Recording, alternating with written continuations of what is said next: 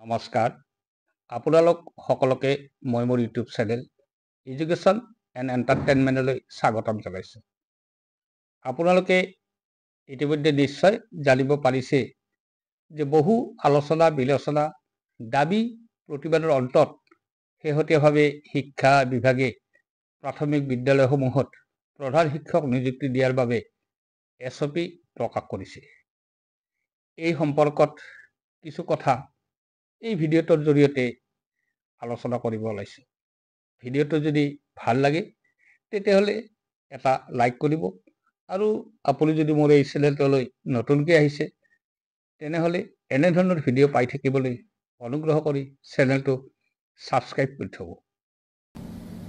যিসমূহ বিদ্যালয়ত ছাত্ৰ ছাত্ৰীৰ সংখ্যা 150 বা তাতকৈ বেছি আছে সেই বিদ্যালয়সমূহত স্কেল পে সহ একোজনকৈ প্ৰধান শিক্ষক বা হেড টিচাৰ চৰকাৰে ছিনিয়ৰ মষ্ট টিচাৰজনকে সেই দায়িত্ব দিয়াৰ কাৰণে সিদ্ধান্ত গ্ৰহণ কৰিছে।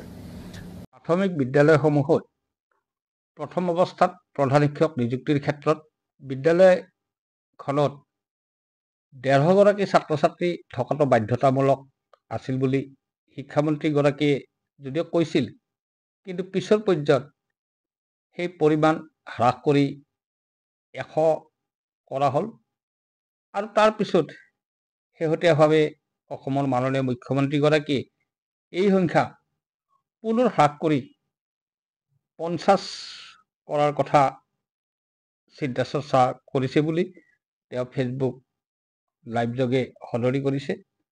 অৰ্থাৎ এখন বিদ্যালয়ত যদি 50 গৰাকী ছাত্ৰ ছাত্ৰী থাকে তেতিয়াহ'লে তাত প্ৰধান শিক্ষক নিযুক্তি দিব পৰা যাব নে নাযায় এই বিষয়ত তেখেতে চিন্তা চৰ্চা চলাব আৰু যেনেকৈ নহওক দিয়াৰ কাৰণে তেওঁ ব্যৱস্থা গ্ৰহণ কৰিব বুলি ফেচবুক লাইভত তেওঁ প্ৰকাশ কৰিছে। অহা 20 তাৰিখে ডিব্ৰুগড় জিলাত আমাৰ কেবিনেটৰ বৈঠক অনুষ্ঠিত হ'ব। কাৰণ প্ৰত্যেক মাহত 4 দিন বা 3 দিন মই ডিব্ৰুগড়ত থাকোঁ আৰু ডিব্ৰুগড়ত থকা সময়তে ডিব্ৰুগড়ত আমাৰ কেবিনেটখনো অনুষ্ঠিত হ'ব। আমি অসমৰ প্ৰাথমিক বিদ্যালয় যি 100জন ছাত্ৰ ছাত্ৰী আছে সেই স্কুলবিলাকত প্ৰধান শিক্ষকৰ পদ আমি সৃষ্টি কৰিছিলোঁ আৰু খুব কম সময়ৰ ভিতৰতে এই প্ৰধান শিক্ষক পদৰ নিযুক্তি হ'ব। এইবাৰ আমি চিন্তা কৰিছোঁ যে 50জন থকা প্ৰাথমিক বিদ্যালয়সমূহতো 50জন ছাত্ৰ ছাত্ৰী থকা প্ৰাথমিক বিদ্যালয়সমূহতো আমি প্ৰধান শিক্ষকৰ পদ সৃষ্টি কৰিব পাৰোঁ নেকি, এই বিষয়ে আমি কেবিনেটত ডিব্ৰুগড়ত আলোচনা কৰিম। ইয়াৰ বাহিৰেও 2006 চনৰ আগতে স্থাপন হোৱা ভেঞ্চাৰ শিক্ষানুষ্ঠানসমূহ প্ৰাদেশিকৰণ কৰাৰ বাবে যিখন প্ৰাদেশিকৰণ আইন আছিল সেইখন সংশোধন কৰাৰ চিন্তা চৰ্চা চলোৱা বুলি মুখ্যমন্ত্ৰীগৰাকীয়ে উল্লেখ কৰে, যাতে সেই শিক্ষানুষ্ঠানসমূহকো প্ৰাদেশিকৰণৰ আওতালৈ আনিব পৰা যায়।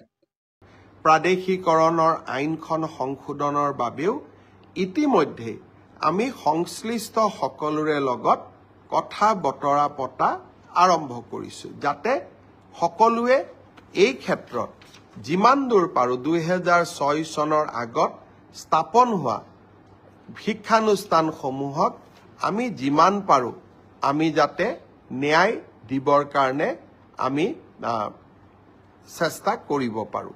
আনহাতে ইতিমধ্যে ফলাফল ঘোষণা কৰা ADRE পৰীক্ষাত উত্তীৰ্ণ হোৱা 4ৰ্থ আৰু 3য় বৰ্গৰ পদৰ প্ৰাৰ্থীসকলৰ বাবে অহা জুন মাহত যথাক্ৰমে অৰেল টেষ্ট আৰু স্কিল টেষ্ট অনুষ্ঠিত কৰি সেইসকল প্ৰাৰ্থীক অহা 10 অক্টোবৰৰ ভিতৰত নিযুক্তি দিয়াৰ ব্যৱস্থা কৰিব বুলি মুখ্যমন্ত্ৰীগৰাকীয়ে দোহাৰে আৰু এইখিনি নিযুক্তি প্ৰক্ৰিয়া সমাপ্ত হোৱাৰ পাছত অহা নৱেম্বৰ ডিচেম্বৰ বা জানুৱাৰী মাহত পুনৰ নতুনকৈ এডভাৰটাইজমেণ্ট দিয়াৰ ব্যৱস্থা কৰিব।